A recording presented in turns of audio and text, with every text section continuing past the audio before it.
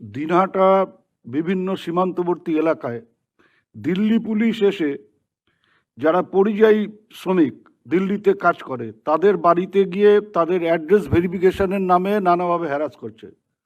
এমন কোনো কথা শুনিনি যে লোকাল পুলিশ তাদের সাথে থাকছে, তারা ডাইরেক্ট সেখানে গিয়ে এটা করছে এবং তার ফলে একটি পলিটিক্যাল পার্টির লোকেরা তারা পরবর্তী সময়ে সেই লোকগুলোর কাছে গিয়ে বলছে যে হয় আমাদের সাথে থাকো, না হলে পরে এরপরে তোমাদের অনেক বিপদের মুখে পড়তে হবে। পুলিশ কি করছে? কুচবিহার ডিএম, কুচবিহার ডিস্ট্রিক্টে রাখো,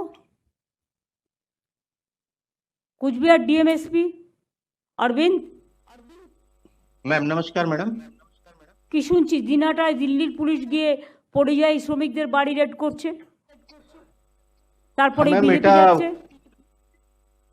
ম্যাম এটা আমরা খবর পেয়েছি ম্যাম, এটা যারা ওখানে কাজ করে ওদের ভেরিফিকেশনের জন্য আমরা আসছি ম্যাম। লোকাল ওরা কে পুলিশ ভেরিফিকেশন করার?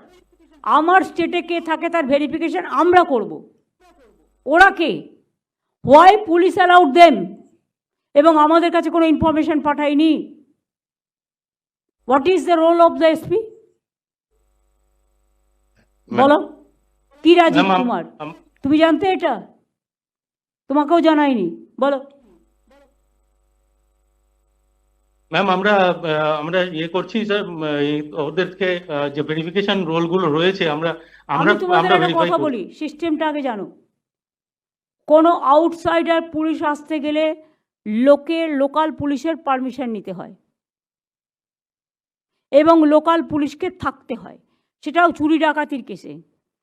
এখানে কোন পরিযায়ী শ্রমিক আছে তার ভেরিফিকেশন দিল্লি পুলিশ করতে পারে না। It is not to be done, it is not allowed. আমি অল ডিস্ট্রিক্টকে বলছি, please take care, it is not allowed. তোমার কর্তব্য ছিল তোমার ডিজিকে জানানোর, তুমি সেটা কেন জানাওনি? যদি কোনো চোর ধরতে আসে বা ডাকাত ধরতে আসে, সেখানেও পারমিশন নেবে প্রথমে স্টেট পুলিশের থেকে, স্টেট পারমিশন দেবে লোকাল পুলিশকে, তারপরে লোকাল পুলিশ সাথে থেকে অপারেশনটা করবে। এটা মাথায় রেখো, দিস ইজ দ্য সিস্টেম। তোমরা বিএসএফকে খিচুড়ি খাওয়াচ্ছ তো দিল্লি পুলিশকে বিরিয়ানি খাওয়াচ্ছ আর রাজ্যটাকে রসাতলে পাঠাচ্ছ। এটা হবে না, এটা হতে পারে না।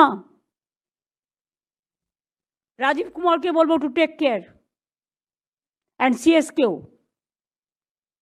যা ইচ্ছে হয়েছে কি করছে তোমার ডিআইবি? কে ডিআইবি ওখানে? আইবি কে দেখে? কে দেখে আইবি? এসপি নিজে আইবি দেখে? এসপি নিজেই তো চুপচাপ বসে আছে। এরম করলে এসপি হওয়া যায় না।